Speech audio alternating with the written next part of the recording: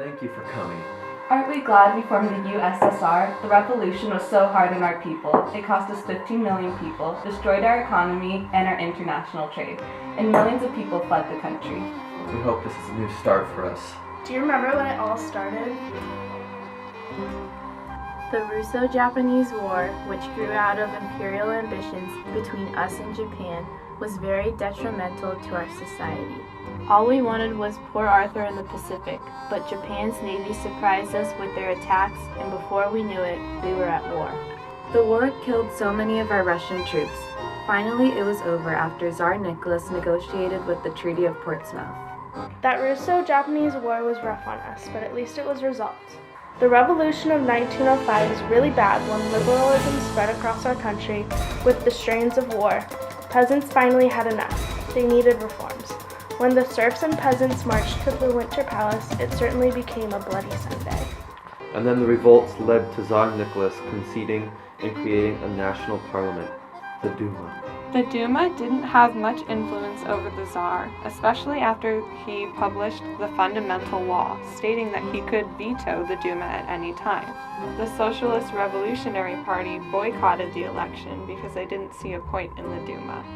But then there was the February Revolution. After our damaged credibility in the Russo-Japanese War, there was widespread discontent with the autocracy.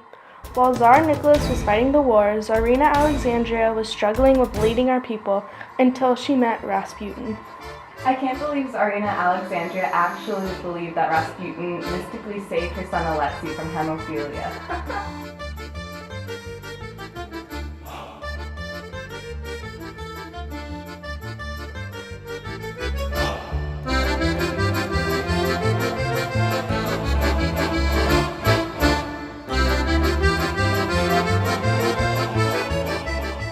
Finally, he was killed after people figured out how much control he had over the royal family. Then the revolution began with massive food shortages, and the soldiers joined the revolution, forcing Nicholas II to give up the throne. That's when the provisional government was formed with Alexander Kerensky, the Constitutional Democrats, and the Liberals. Kerensky was part of the moderate Socialist Party, the Trotoviks. Don't forget about the October Revolution. That was horrible. We definitely couldn't forget about the practical communist dictatorship of Vladimir Lenin after he called for a socialist revolution. Then, after the Konolov affair, Leon Trotsky led the Soviet Red Army to overthrow the provisional government, and the Bolsheviks took control of the government. Kerensky was part of the moderate Socialist Party. That's right, the Cheka were so feared among our people. The Pogrom riots were especially bad. And then the Treaty of Brest-Litovsk in March got us out of World War I. But then there was the Russian Civil War. That's right. The Reds versus the Whites.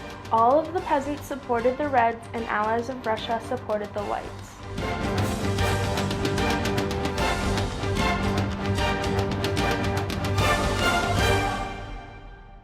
Then the Reds or the Bolsheviks started war communism, where we kept the Red Army stocked with weapons and food in order not to disrupt our normal economic relations.